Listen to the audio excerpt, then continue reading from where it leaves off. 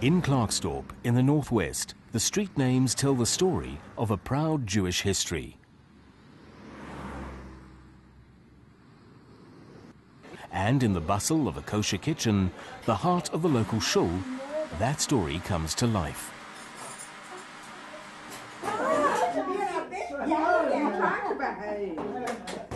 How are you, ladies? Hard at work, hard at work. Very. Wonderful. Looking forward to this evening. Yes.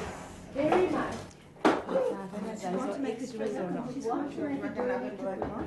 The shul is the center and it's the hub of the Jewish community. And even if you're not religious, you just know that on Friday night you'll come to shul and you'll meet everybody. You'll hear all the news that's going on in the week, and it's just a core of the Jewish community. We always try to have something about the festival when we have the festival, so that it's not just a get-together to eat, it's a get-together to eat for a reason.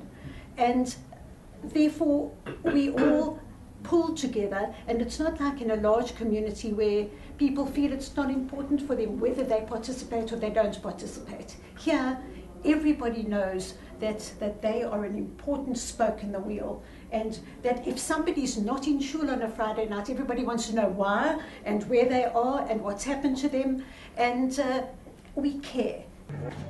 Many Platteland communities struggle to find a minyan, a quorum of 10 adult Jewish males to hold a service. How's it going? We're not just a community, we're a big happy family together.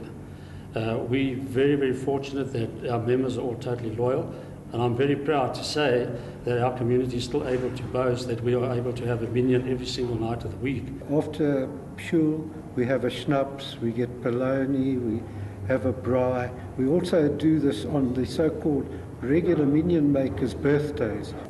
People are proud to be Jewish. We come every evening.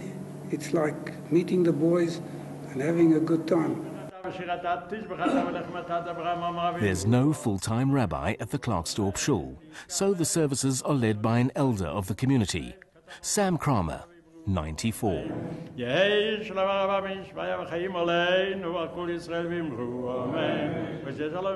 It is truly rewarding as the country rabbi, or the traveling rabbi as I've been nicknamed, to know that how important it is, and it is my mission and goal, that under my guidance, no community, while it has the people and has the drive, should cease to function. It's Yom HaAtzmaut, the Israeli Day of Independence, and the service ends with the singing of the Israeli national anthem, Hatikva.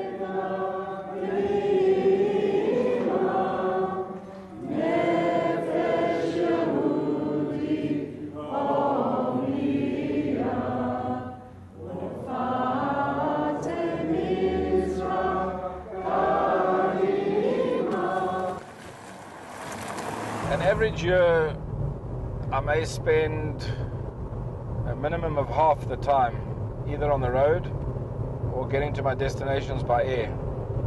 By air, which includes Southern Africa, the communities we look after in Southern Africa, accumulates usually to about 50,000 air miles. On the road, I can do an average of 20 to 25,000 kilometers per annum. Being on the road gives me a lot of time to think, a lot of time to plan, and most importantly to marvel at the beautiful countryside that we have, and look forward to the next destination and the next visit to the people that I'm about to visit. On the banks of the Vaal River, a sign that Jewish business still adds spice to small-town life.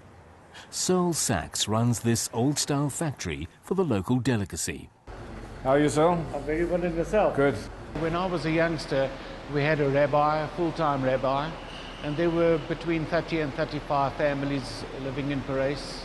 We had cheder 3 times a week in the afternoons after school. I was taught my bar mitzvah here. A few years ago, we weren't able to keep the community on the go anymore. Today, the old synagogue is a church, its name echoing the Hebrew refrains that once rang within. Beit El, the house of God. Perry Feldman is one of the few Jews left in Parys. How are you, Perry? Hi, Rabbi, how are you? Well, the most hotly contested questions at the AGM was always the kosher meat. The non-kosher ones weren't always that happy about paying these premiums for the kosher meat, and the older members could get violent. And there were events of chairs being used on each other, but you know, the younger generation was a little bit more civilized. Right, okay. But the passion was there. To make sure, yes, everything was there, and everybody pitched in. And we always had a minyan, and towards the end, people who weren't really interested, whether you were, you weren't, that wasn't the issue. Everybody who was here came to make a minyan. But even as Platteland communities dwindle, the rabbi still calls on areas of the country where not a single living Jew remains. Ek is so 10 minute uit die dorp af. Okay. Ek vind jy by die begrafplaas. En die ek sal gaan. Dankie, Tracy. Okay. Bye. Bye-bye.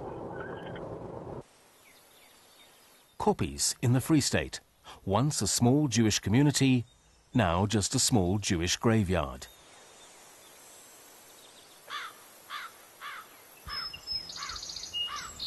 Accompanied by Tracy, who oversees the maintenance of the cemetery, the rabbi takes a stroll among the stones, on the line to his stonemason in Johannesburg. Here, as elsewhere in the Platteland, Jewish gravestones are being laid flat for protection. As hy op die gras val nie. Hè? Hy sal nie sommer breek as hy op die gras val nie, maar 'n mens wil dit nie graag hê nie. Nou, ja, is reg. Ek is ook bang as hy val, hy is so groot. Dit is so. Kan hy kan dalk kraak. Hy kan kraak. Ja. Hierdie is alright, hy is te groot, hy sal Ja, nie hulle val lyk nie. mooi. Maar hierdie kan 'n probleem wees. En hierdie en daardie ook. Ja, Hierdie groot een is so alright. is baie mooi.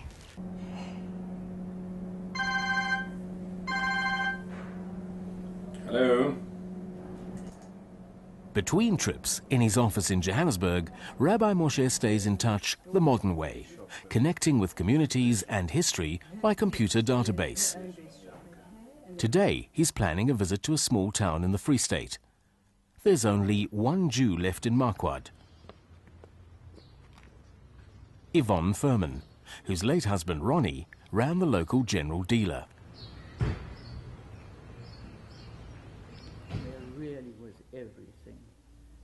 The shop has changed hands, and over the years, a lot else has changed too.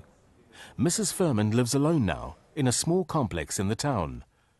Her daughter Cheryl lives on the other side of the world, in Melbourne, Australia. But still they see each other. It's raining here as well, not freezing, but not pleasant. And, well, Rabbi Moshe arrived a little while ago with my kosher chickens and kosher parcel.